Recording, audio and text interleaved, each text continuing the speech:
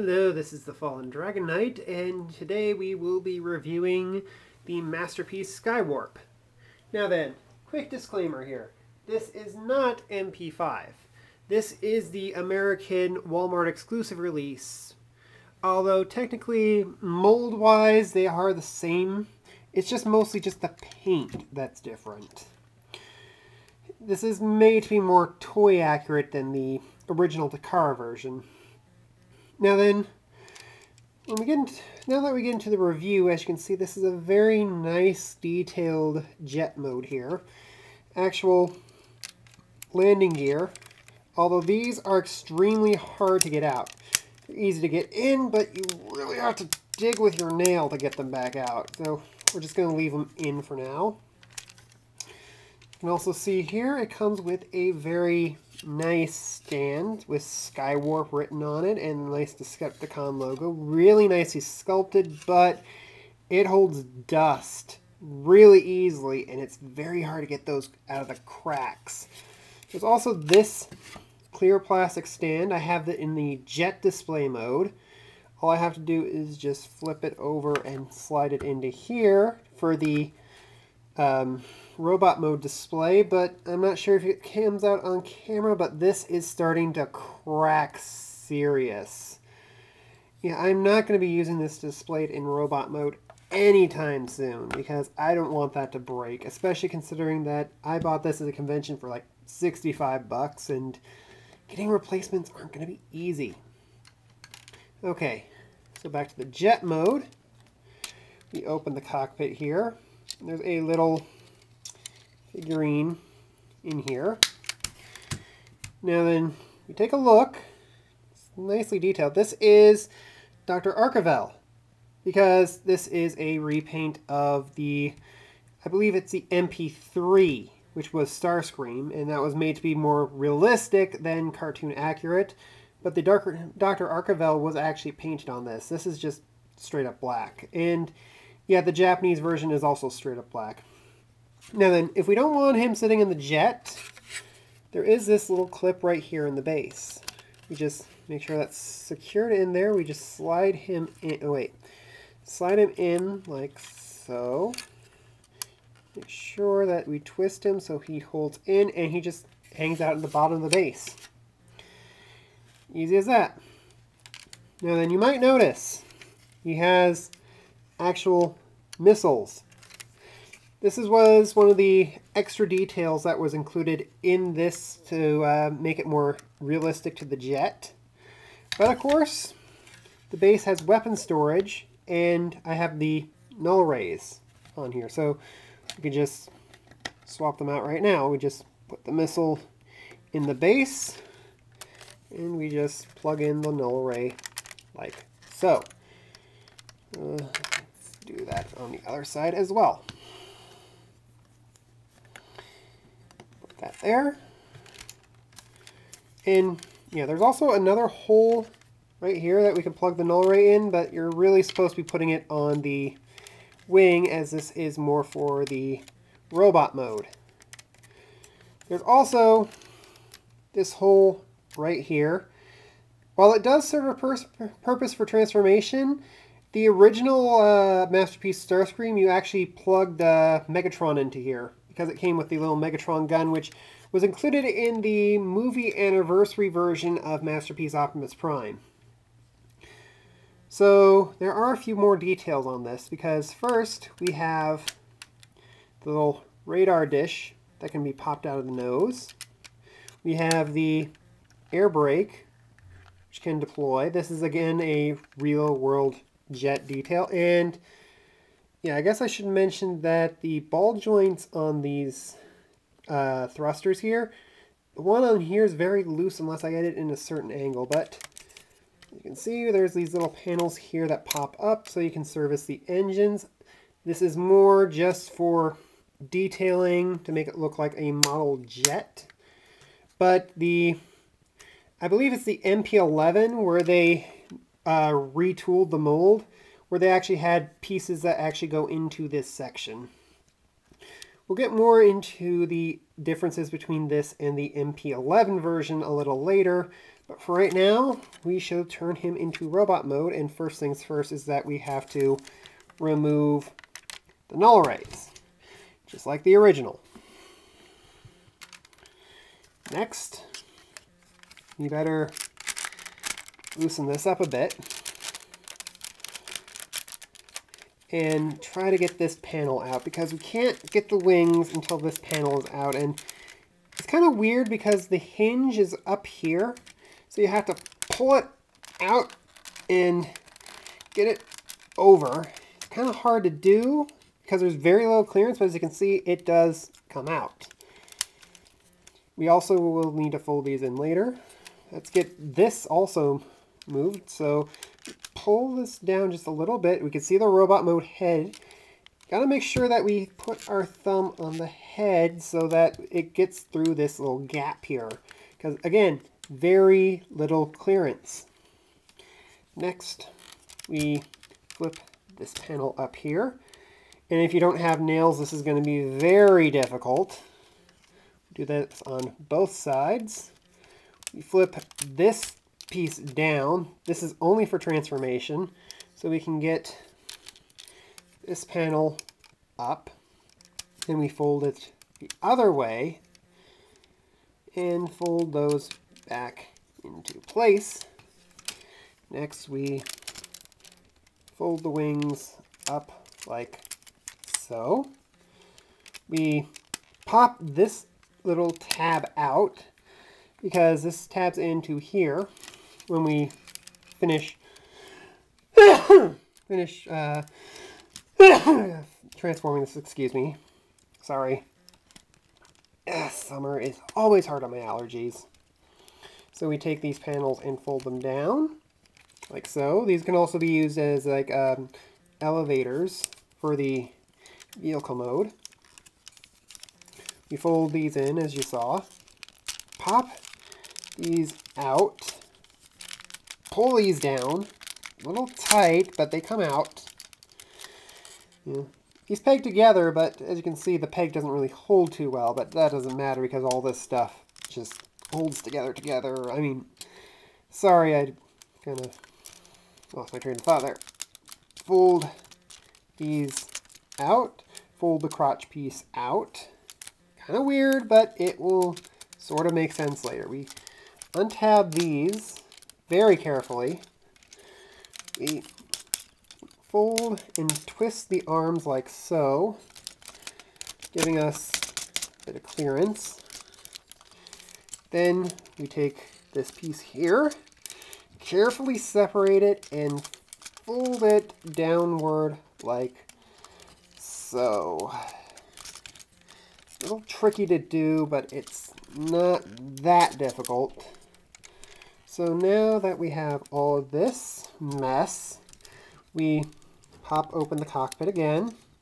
We pull here. You can see this piece goes down, and the reason why we have to remove the pilot is because we have to fold this up and close the cockpit again. And this part is the trickiest because we have to maneuver the nose cone of the jet through the body. Unfortunately, there is a bit of difficulty because there's not a whole lot of clearance. I'm doing this a lot easier than normal, but sometimes it will get jammed in there until you get the angle right. So now that we are done with that, we fold out the arms the rest of the way, fold out the hand. There is the thumb right there. We do the same on the other side so we have enough clearance to work here. Come on. Yeah, sometimes in certain ways the joints get a little tight. Fold this down. We also have to fold the wings up as we do, making sure that that tab we folded out goes into the slot on his back. Like so.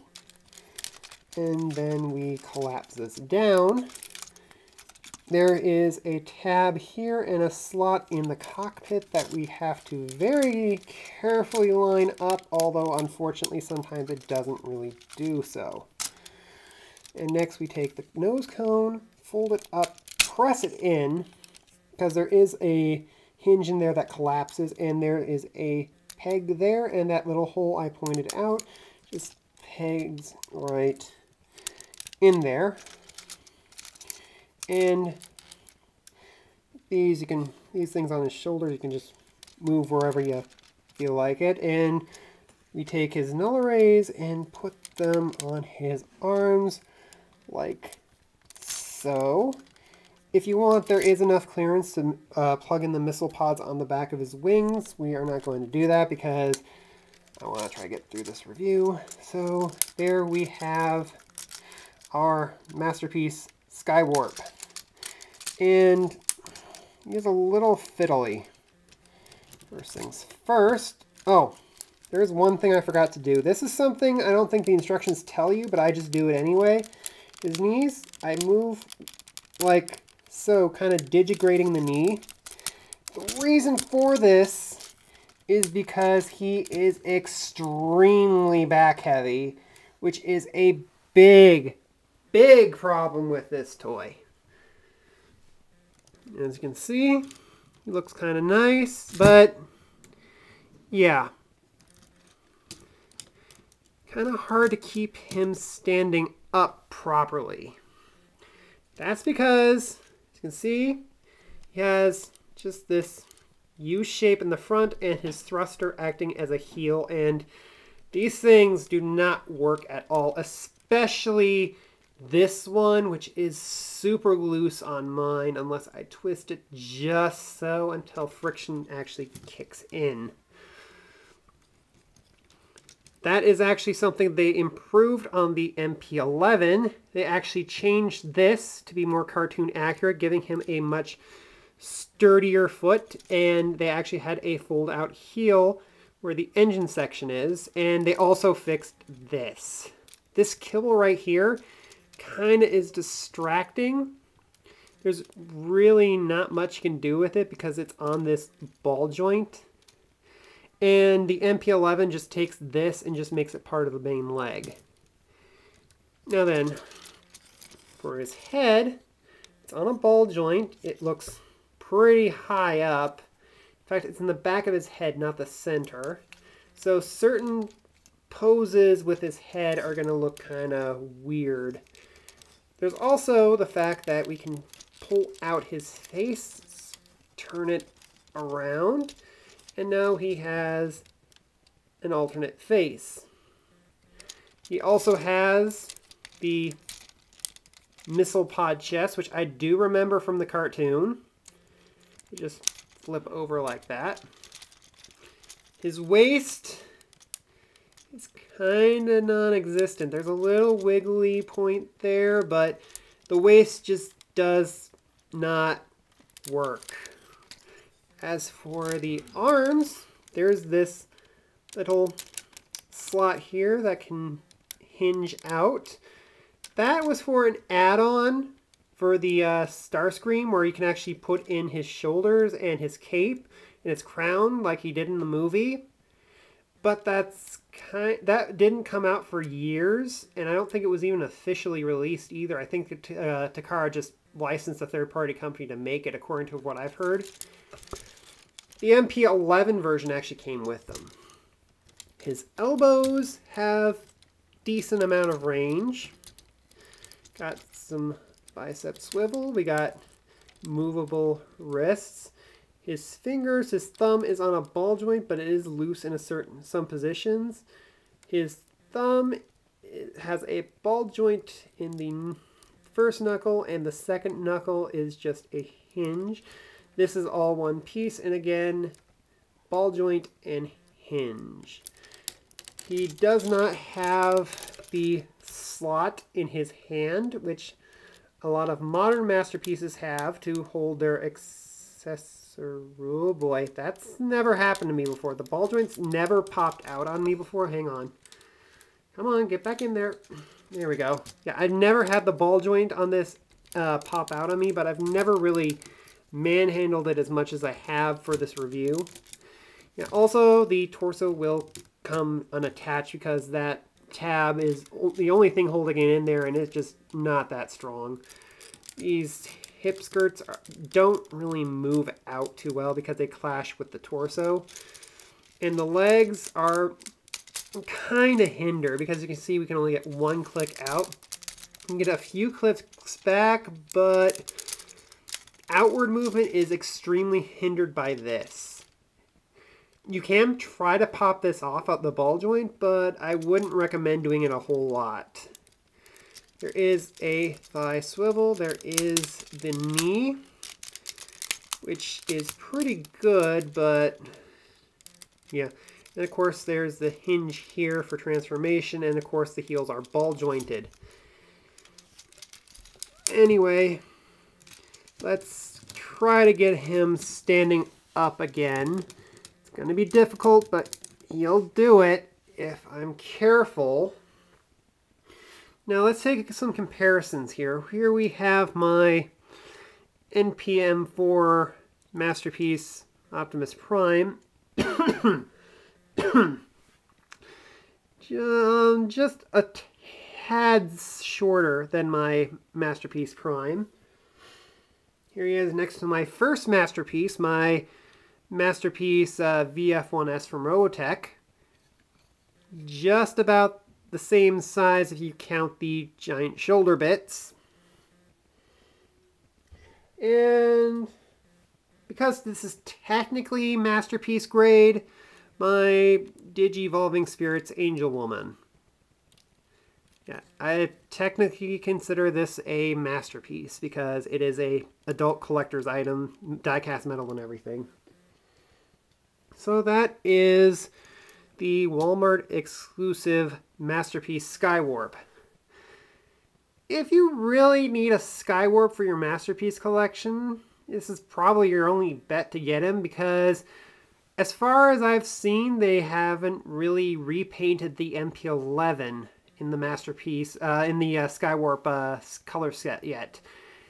But if they do have a repaint of the MP-11, I would highly recommend you get that instead because it has better feet. The hips and the legs are not restricted by the hip kibble that they created for this. Other than that, there is some merit to this Skywarp. But again, I would say wait to see if they make a repaint of the MP-11. Anyway, that is my review, and I will see you next time. Bye!